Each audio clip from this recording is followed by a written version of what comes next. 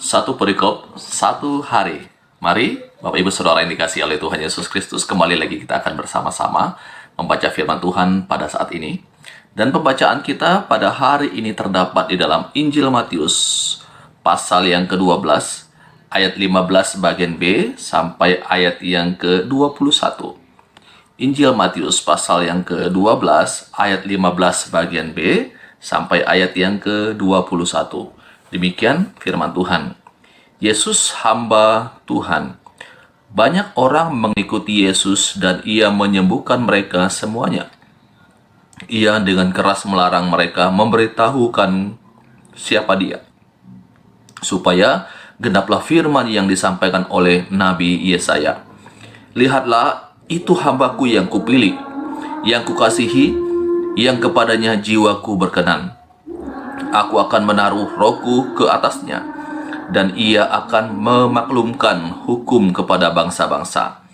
Ia tidak akan berbantah dan tidak akan berteriak, dan orang tidak akan mendengar suaranya di jalan-jalan.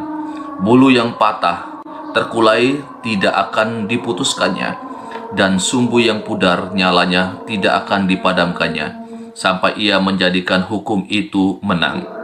Dan padanya bangsa-bangsa akan berharap.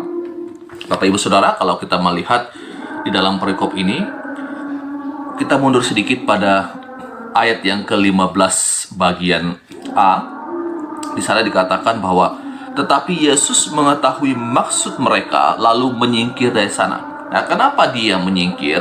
Karena dikatakan dalam ayat yang ke-14 bahwa orang-orang Farisi itu bersekongkol untuk membunuh Yesus. Ketika Yesus mengetahui apa yang ada dalam pikiran mereka, mereka berencana untuk melakukan pembunuhan atau kejahatan kepada Yesus, maka dikatakan menyingkirlah Yesus dari sana.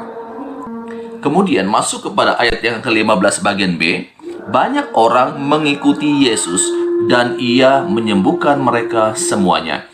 Nah, Bapak Ibu, ketika Yesus kemudian ada dalam ancaman orang-orang Farisi, ia menyingkir karena memang belum waktunya ia akan diserahkan.